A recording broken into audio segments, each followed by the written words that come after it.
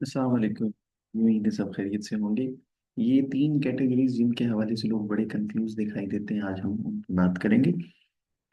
आप 30 जून 2024 तक देखें तो सिर्फ दो कैटेगरीज एग्जिस्ट करती थी, फाइलर और नॉन फाइलर। लेकिन उसके बाद एक नई कैटेगरी इंट्रोड्यूस करवाई गई, लेट फाइलर। अब लेट फाइलर इंट्रोड्यूस करवाने की जरूरत क्या थी? वो ऐसे होता था कि लोग यूजली इमूवेबल प्रॉपर्टी के केस में, यानी उन्होंने कोई प्रॉपर्टी खरीदनी है या बेचनी है, तो हायर टैक्सेस को अवॉइड करने के लिए वो टेम्परेरीली फाइलर हो जाते थे। उसके बाद फिर जब तक उन्हें दोबारा जरूरत नहीं पड़ती थी वो नॉन फाइलर रहते थे। तो ये बहुत बड़ा मसला था एफबीआर के लिए। तो उन्होंने एक लेट फाइलर की कैटेगरी इंट्रोड्यूस करवाई, जिसके लिए प्रॉपर्टी के केस में टैक्सेस ज्यादा रखे। वैसे आप देखें तो फाइलर और लेट फाइलर के तमाम हर जगह रेट सेम है, लेकिन प्रॉपर्टी के केस में वो वेरी करते हैं, जो कि ट्रांजैक्शनल टैक्सेस है। 236 सी और 236 के पॉइंट ऑफ व्यू से मैं बात कर रहा हूँ। तो फाइलर कौन है? अब सबसे बड़ी कंफ्यूजन ये है ना कि इनमें फर्क क्या है। फाइलर वो है जिसने अपनी income tax return within due date file कर दी। अक्टूबर एंड तक थी मेरे ख्याल, डेट एक्सटेंड हुई थी। तो जिसने उस ड्यू डेट के अंदर रहते रहते अपनी इनकम टैक्स रिटर्न फाइल कर दी, वो फाइलर हो गया इमीडिएटली। और लेट फाइलर कौन? जिन्होंने उस ड्यू डेट के गुजर जाने के बाद, यानी कि नवंबर में, दिसंबर में या उसके बाद अपनी इनकम टैक्स रिटर्न फाइल की और फिर एटीएल सरचार्ज पे किया, जो कि इंडिविजुअल के लिए 1,000 है, एओपी और कंपनी के लिए वो बढ़ जाता है। और नॉन फाइलर्स, ये कौन सा है? ये वो हैं जिन्होंने अपनी रिटर्न या तो सिरे से फाइल नहीं, और या उन्होंने रिटर्न तो फाइल की लेकिन एटीएल सरचार्ज पे नहीं किया, तो वो फिर नॉन फाइलर के नॉन फाइलर ही रहे। अब सवाल ये है कि ये जो लेट फाइलर्स हैं, ये फाइलर कब होंगे? इनका स्टेटस चेंज कब होगा?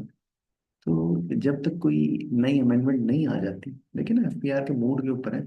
वो चाहे तो कल कोई अमेंडमेंट ला के और सारे नॉन फाइलर्स को, बल्कि लेट फाइलर्स को, नॉन फाइलर्स को तो वो खैर फाइलर नहीं कर सकते, सारे लेट फाइलर्स को वो फाइलर कर दे। उनकी मर्जी है, उनकी डिस्क्रिप्शन है, उनके पास इख्तियार है, पावर है। लेकिन जो नॉर्मल प्रोसीजर है जो अभी नजर आ रहा है आज मार्च 2025 में, मैं ये कह सकता हूँ कि उनको तकरीबन 6 महीने का वेट करना पड़ेगा। 6 महीने का वेट क्यों? क्योंकि नॉर्मल जो हमारी ड्यू डेट होती है वो 30 सितंबर होती है हर साल। तो आज से आप 6 महीने काउंट करना शुरू कर दें कि अगर वो विद इन ड्यू डेट अपनी टैक्स ईयर 2025 की रिटर्न फाइल कर देते हैं, तो एफबीआर के पास इख्तियार है कि उनको फौरी उस वक्त एक्टिव कर दें। अदरवाइज 1 साल का भी इंतजार करना पड़ सकता है, जो यूजुअली हुआ करता था कि विद इन ड्यू डेट लोग अपनी रिटर्न फाइल करते थे। उसके बाद 4 5 6 महीने वेट करते थे मार्च आने तक, और मार्च में जाके जब active tax payer list update होती थी उसमें उनका नाम आता। लेकिन उम्मीद की जा सकती है कि 6 महीने कम अज कम है, उससे ज्यादा का मैं कुछ नहीं कह सकता। लेकिन मिनिमम 6 मंथ्स उनको रिक्वायर्ड है। वो किसी और चक्रों में ना पड़े कि जी 3% वाला चालान बनवा लें, ये कर लें वो कर लें। ये सारी चीजें आपको बाद में नुकसान देंगी। आप किसी भी ग्रुप में देख लें जहाँ पे टैक्स के हवाले से डिस्कशन, सबसे ज्यादा यही डिस्कशन चल रही होती है। किसी भी जगह आप चैट बॉक्स में चले जाए, उधर यही डिस्कशन चल रही। आपको पर्सनल मैसेजेस आ रहे होते हैं। लेकिन मेरा ख्याल है कि ये रिस्क है और ये इलीगल है बिल्कुल। इसके ऊपर आपको जो है वो किसी ना किस्म की पेनल्टी भी पे करनी पड़ सकती है। ये टेम्परेरी एक आपको रिलीफ मिल जाएगा, लेकिन जिस वक्त भी आप हाईलाइट होगे आपको नुकसान होगा। तो इस चीज़ का ख्याल रखें, थोड़ा सा वेट कर लें। अपनी जो है वो कोई ट्रांजैक्शन करनी है उसको थोड़ा सा होल्ड कर लें। 4 5 महीने की बात है, मैक्सिमम 6 महीने।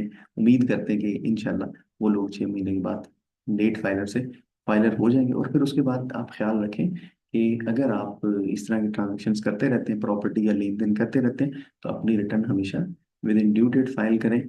और अगर आप ड्यू डेट के अंदर अंदर नहीं फाइल कर सके, तो फिर ये दूसरे तीसरे चक्रों में ना पड़े। फिर थोड़ा सा सब्र रखें, थोड़ा ज़्यादा टैक्स पे कर दें, लेकिन ऐसी कोई गलती ना करें।